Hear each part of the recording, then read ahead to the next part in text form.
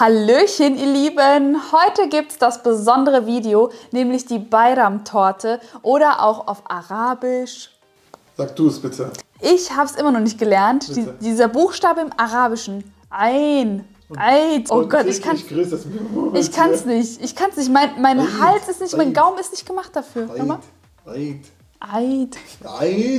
Ich kann es nicht. Oder Quark. Oh Gott, ich sag einfach auf Kiki-Art Eid-Torte. So, auf jeden Fall ist ja bald der Monat Ramadan zu Ende und anschließend wird das Ramadan-Fest gefeiert und dann mache ich ja jedes Jahr eine hübsche Torte für alle, die einfach gerne mal was Besonderes backen möchten. Und ich fange jetzt auch direkt an. Ich habe das Video jetzt so ein bisschen, also das Rezept ist so ein bisschen einfach gestaltet. Ich möchte auch, dass ihr es nachmacht. Ich habe jetzt hier zuallererst eine meiner Lieblingscremes, die ich gleich noch mit 2 besonderen Zutaten aufpimpen werde. Hier habe ich meine Schlagsahne in der Rührschüssel, die ist ganz kalt. Und da gebe ich jetzt Quark und Doppelrahm-Frischkäse dazu. Den Doppelrahm-Frischkäse könntet ihr auch ersetzen durch Magerquark. Ach, durch Magerquark, durch Mascarpone. Mascarpone. Okay. Ist euch überlassen. Also ob ihr jetzt Doppelrahm-Frischkäse oder Mascarpone nehmt. Aber wichtig ist halt, die 2 Zutaten sind sehr fest und die braucht ihr schon für die Creme. Aber Magerquark lockert das nochmal so ein bisschen auf. So, ich mache jetzt Folgendes. Ich gebe einfach alles in die Rührschüssel zusammen mit Puderzucker und Vanilleextrakt. Und dann fange ich an, das erst langsam und dann immer schneller werdend aufzuschlagen. So, das ist Quark. So, Puderzucker für die Süße, Vanilleextrakt für den Geschmack. So, und jetzt erstmal langsam, damit es nicht alles überschwappt und dann immer schneller werden verrühren. So, oder ihr nehmt ganz einfach den Spritzschutz. Ich bin ja auch schlau. Und dann kann auch nichts mehr passieren. Sehr schlau.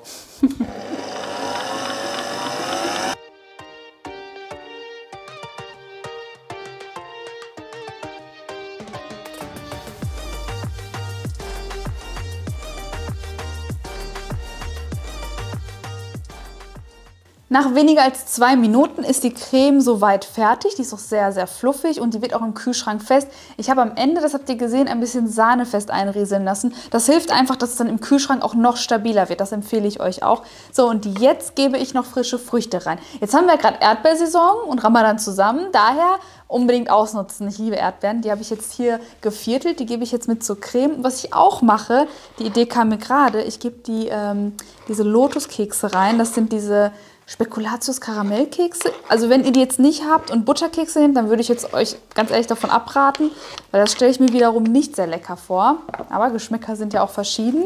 Aber die passen auch mit Erdbeeren gut zusammen. Davon gebe ich jetzt auch so, ja, so ein bisschen. Einfach nach Gefühl. 2, 3 Esslöffel reichen schon.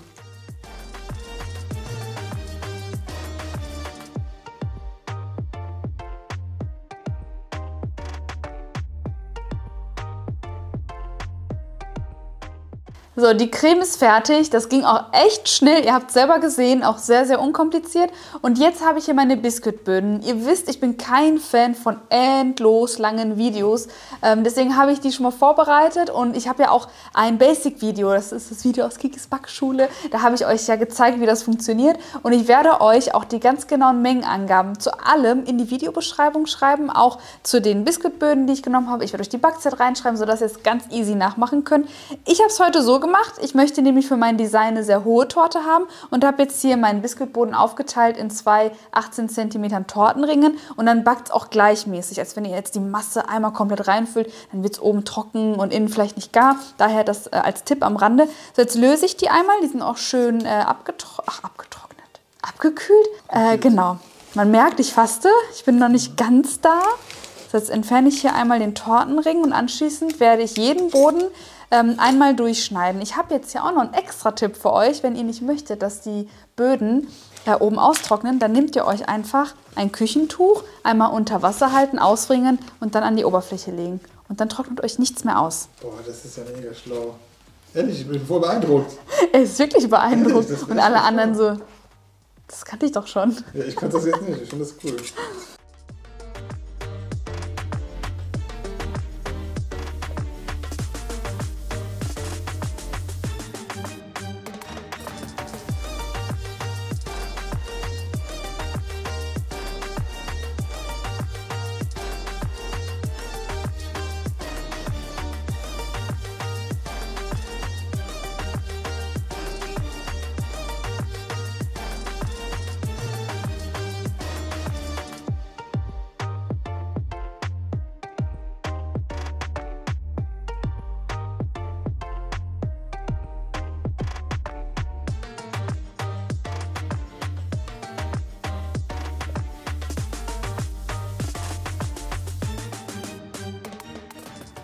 So, als nächstes kommt einfach der Teil, in dem ihr alles schichtet. Ihr habt gesehen, dass ich meine Böden relativ dick eingeteilt habe. Ich möchte eine hohe Torte und bei Biskuitböden ist es so, der ist so soft. Der ist einfach so soft, dass ihr diesen dicken Boden, das wiegt nicht so schwer im Magen. Es ist nicht so, dass ihr nur Boden habt, sondern das Boden-Creme-Verhältnis ist perfekt und die Böden sind sehr, sehr zart, sehr, sehr weich. Ihr merkt schon, ich bin am Schwärmen. Ich bin aber süß, wenn du sagst, ein Boden-Creme-Verhältnis. Ja, das ist das Boden-Creme-Verhältnis. So, und jetzt, ich habe jetzt hier mein Konstrukt. Hamza hasst dieses Wort, aber es ist ein Konstrukt. Ein Konstrukt. Aber das Konstrukt ist diesmal anders. Ich nehme nämlich keine Tortenplatte, Hamza. Ein neues Konstrukt. Ich nehme einfach meine drehbare Tortenplatte. Hier habe ich ein Cakeboard unten drunter, meinen ersten Boden. Und jetzt kommt mein XXL-Tortenring. Immer wenn ich faste, sind die Videos, da komme ich mal so verwirrt rüber. Chill. Ich bin in Wahrheit nicht verwirrt. Ja, du bist sehr verwirrt sogar. Nein. So, ich lege den jetzt einmal drum herum, schön eng spannen. So. Und, oh Gott. So. Dafür ist ein Klemmhebel da. Sonst rutscht er wieder raus. So, und jetzt fange ich einfach an zu schichten. Und ich werde den Boden auch nicht tränken, weil die Creme enthält genug Feuchtigkeit. Und wenn das dann im Kühlschrank kühlt, dann zieht die Feuchtigkeit nochmal in die Böden ein und dann habt ihr ein noch softeres Ergebnis.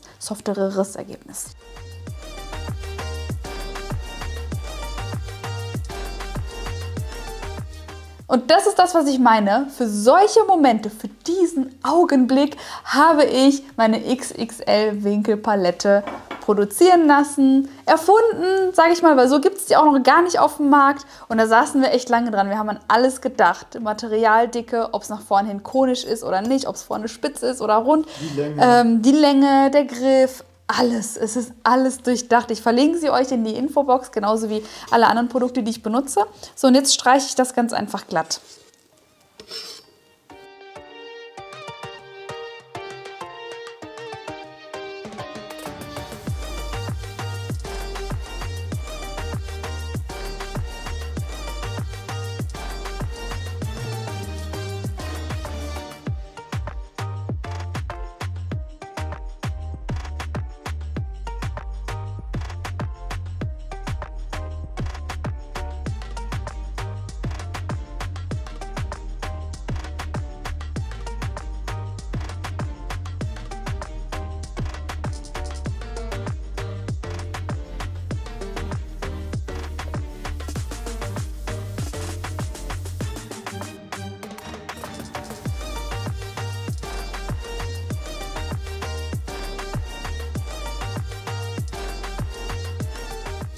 So, oben angekommen könnt ihr dann entweder die Spezialpalette 2.0 nehmen oder ihr schnappt euch die Streichpalette. Das geht natürlich auch. Und ich fühle mich gerade so ein bisschen wie so ein Make-up-Artist.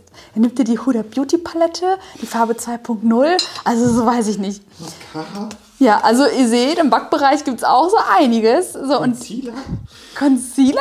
Kennst du? Nein, kenn ich nicht. Hamza. Highlighter kenne ich auch. Highlighter, also das kennst du so schon mal? Nicht schlecht. So, und jetzt gebe ich euch noch einen Tipp. Den Abschluss macht ihr am besten mit dem Boden, also dass ihr so einen geraden Abschluss habt, ne? Und nicht die ungerade Seite oben. Wobei, die Böden sind schon sehr gerade durch das Schneiden, aber es ist immer noch so ein extra Tipp beim Backen, dass man den Boden ganz oben nach vorne drauf gibt. So, und jetzt mache ich es so, ich habe mir Buttercreme vorbereitet. Auch dazu gibt es ein Basic-Rezept und ich werde jetzt die Oberfläche ganz dünn mit Buttercreme einstreichen. Das Video ist in der Infobox verlinkt. Einfach aus dem Grund, damit es nicht austrocknet, ne? Damit es geschützt ist, und danach gebe ich es für 20 Minuten in den Kühlschrank.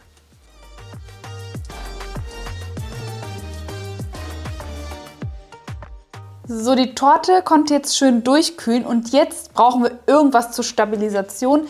Ihr wisst ja, dass wenn Torten sehr hoch sind, sie zum Kippen neigen können. Das klingt jetzt dramatischer, als es ist. Ich habe jetzt hier so Tortenröhren zum Stabilisieren. Die nehme ich eigentlich, wenn ich zweistöckige Torten mache. Aber ich bin ganz ehrlich, die braucht ihr eigentlich nicht. Ihr könnt auch Schaschlikspieße nehmen, ganz einfache Schaschlikspieße. Aber ich habe keine mehr da. Deswegen nehme ich jetzt die und stecke 3 Stück davon rein. Die müssen auch nicht perfekt abgeschnitten werden, weil, wie gesagt, es kommt ja keine zweite Etage oben drauf. Deswegen machen wir es nur zum Stabilisieren.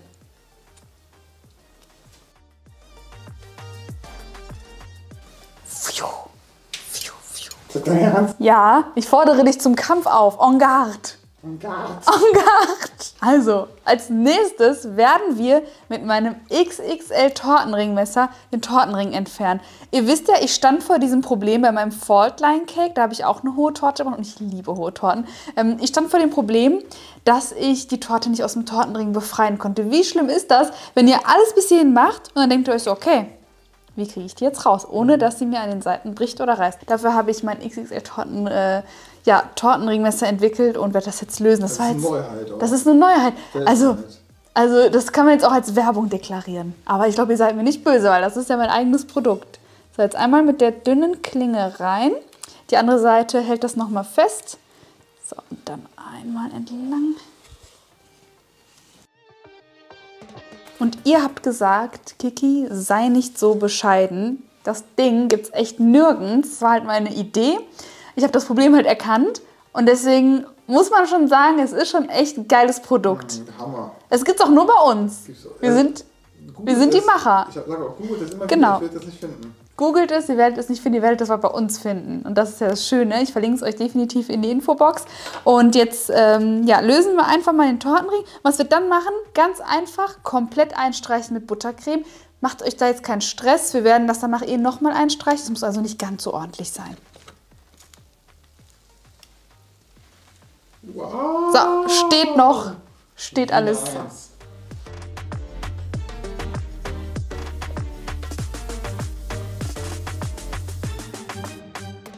So, die Torte habe ich jetzt grob eingestrichen. Die sieht auch gar nicht schön aus, aber ich mache mir jetzt keinen Druck, weil gleich wird das nochmal richtig ordentlich verstrichen. Jetzt muss die äußere Buttercremeschicht fest werden. Das dauert so ungefähr 20, 25 oder maximal 30 Minuten, je nachdem, wie kalt euer Kühlschrank eingestellt ist. Und dann kommt das Besondere und darauf freue ich mich und bin schon sehr gespannt.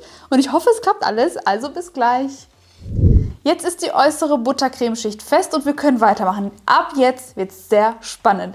Also ich möchte jetzt wieder das Motiv der Mondsichel aufgreifen. Das ist ja das symbolische Motiv für den Ramadan und dafür nehmt ihr euch jetzt einen Ausstecher oder ein Glas, eine Schüssel, irgendwas Rundes und zeichnet euch das vor. Ich finde das immer einfacher, wenn man das mit was Rundem macht. Ich zeige euch das jetzt und dann geben wir nicht Streusel, dann geben wir erst Buttercreme und dann Streusel drauf.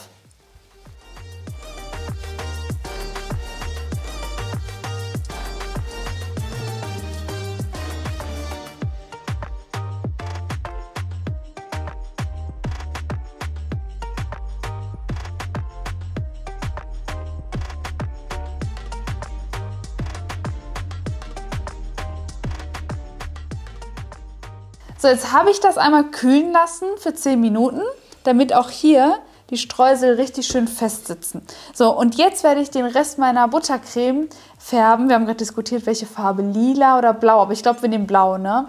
Wir nehmen blau, genau. Gebe ich einfach ein bisschen Lebensmittelgelfarbe rein, verrühre das und dann trage ich das einmal rundherum auf und dann müsst ihr natürlich hier darauf aufpassen, dass ihr die Mondsichel schön nachformt. Ihr könnt euch auch einen Spritzbeutel dafür nehmen, ich glaube, das mache ich auch.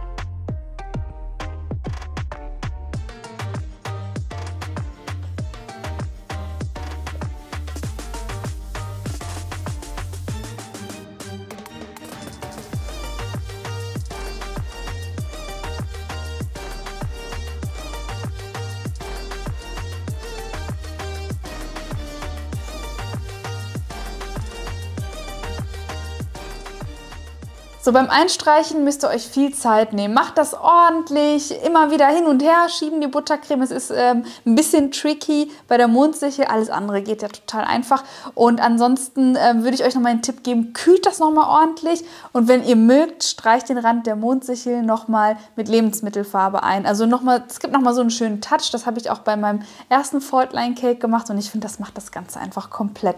So, was ich dann mache, ich nehme mein Goldspray und sprühe noch mal ordentlich drauf. Das gibt auch noch mal so einen sehr, sehr schönen Effekt. Ich weiß nicht, ob es durch die Kamera so rüberkommt, aber es sieht echt sehr beeindruckend aus.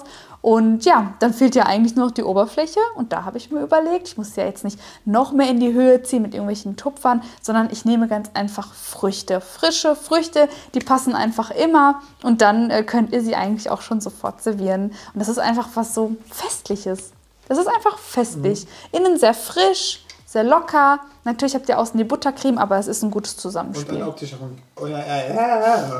optischer Hingucker. Oh, du bist wie ich heute. Du bist heute wie ich. Ein optischer Hingucker, definitiv. Ihr könnt das Ganze jetzt nachmachen, Und Schritt für trinken. Schritt.